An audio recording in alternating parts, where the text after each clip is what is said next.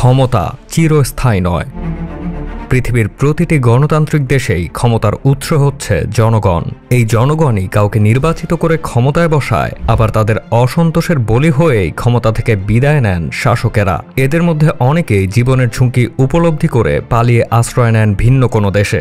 সেখানেই ঘটে জীবনের শেষ পরিণতি, মৃত্যু। প্রিয় দর্শক, আজকের আয়োজনে আপনাদের জানাতে চলেছি এমন কিছু শাসকদের সম্পর্কে ক্ষমতার নিউক্লিয়াস থেকে ছিটকে ভাগ্য যাদের নিয়ে গেছিল নির্বাসনে, আর সেখানেই ত্যাগ করেন শেষ নিঃশ্বাস।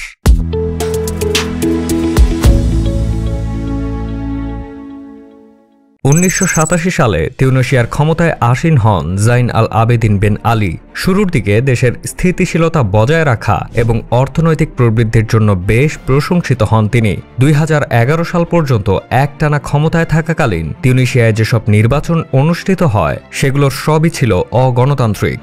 কিন্তু এসব নির্বাচনে 90% মতো ভোট কাস্ট হয়েছে এমন অজুহাতে ক্ষমতা কুক্ষিগত করে রাখছিলেন প্রতিনিয়তই। তার শাসনামলে বিরোধী রাজনৈতিক দলগুলোর উপর শোষণ, দুর্নীতি এসব ক্রমশই সাধারণ জনগণের মধ্যে ক্ষোভের জন্ম দিচ্ছিল। এছাড়া স্পাই এবং পুলিশদের নিজের ক্ষমতার স্বার্থে পোষা বাহিনীর মতো ব্যবহার করেছিলেন বেন আলী। পশ্চিমা মদতপুষ্ট এ সরকারের বিরুদ্ধে আন্দোলন জোরদার হচ্ছিল।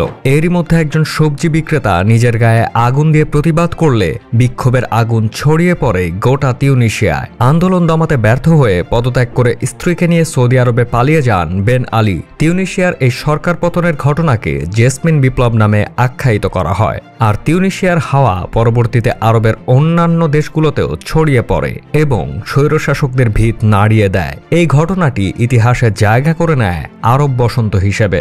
যাই হোক, বেন আলী আর কখনোই মাতৃভূমি তিউনিসিয়ায় ফিরতে পারেননি। সৌদি আরবে নির্বাসিত অবস্থাতেই 2019 সালে মারা যান তিনি। ফরাসি বিপ্লবের নায়ক নেপোলিয়ন বোনাপার্ট ক্ষমতাসীন হবার পর নিজের সাম্রাজ্য বিস্তারে মনোযোগী হন। কিন্তু রাশিয়ার সাথে পরাজয়ের পর 1814 সালে ফ্রান্সের সিংহাসন থেকে তাকে এলবা দ্বীপে নির্বাসনে পাঠিয়ে দেওয়া হয়। কিন্তু বিশ্বের অন্যতম শ্রেষ্ঠবীর নেপোলিয়ন হাল ছাড়েননি। এলবা দ্বীপ থেকে পালিয়ে তিনি আবারও ক্ষমতা দখলের চেষ্টা চালান। কিন্তু 1815 সালে ইংরেজদের কাছে ওয়াটারলুর যুদ্ধে পরাজিত হয়ে নির্বাসিত হন সেন্ট হেলেনা দ্বীপে। আর কখনোই তিনি ফ্রান্সে ফিরতে পারেননি। নির্বাসিত জীবনেই 1821 সালে শেষ নিঃশ্বাস ত্যাগ করেন নেপোলিয়ন। প্রায় 2500 বছর ধরে ইরানের রাজবংশের শাসন বলবৎ ছিল। এই রাজশাসনের সর্বশেষ শাসক ছিলেন রেজা শাহ পাহলভি। মাত্র 21 বছর বয়সে তার ক্ষমতায় বসার পেছনে মূলত পশ্চিমারা কলকাঠি নেড়েছিল। রেজা শাহ ছিলেনও পশ্চিম ঘেঁষা, কিন্তু ধর্ম থেকে সরে গিয়ে পশ্চিমের পুতুল হিসেবে ক্ষমতা চালানোর প্রবল বিরোধিতা করেন আয়াতুল্লাহ খোমেনি। দ্বিতীয় বিশ্বযুদ্ধের পর ইরানের ভূগর্ভে প্রচুর তেলের সন্ধান পাওয়া যায়, কিন্তু এই তেল রেজা শাহের আমলে অতি অল্প দামে ব্রিটেন এবং আমেরিকায় চলে যাচ্ছিল। ফলে এ খাত থেকে উপার্জিত লভ্যাংশের কোনো সুবিধাই ভোগ করতে পারতেন না ইরানের জনগণ। এসব ব্যাপারে বিরোধিতার জন্য খোমেনিকে 1964 সালে পাঠিয়ে দেওয়া হয় নির্বাসনে। তিনি তুরস্ক, ইরাক, ফ্রান্সে নিজের নির্বাসিত জীবন কাটান, কিন্তু রেজা শাহের পতনের ডাক জারি রাখেন।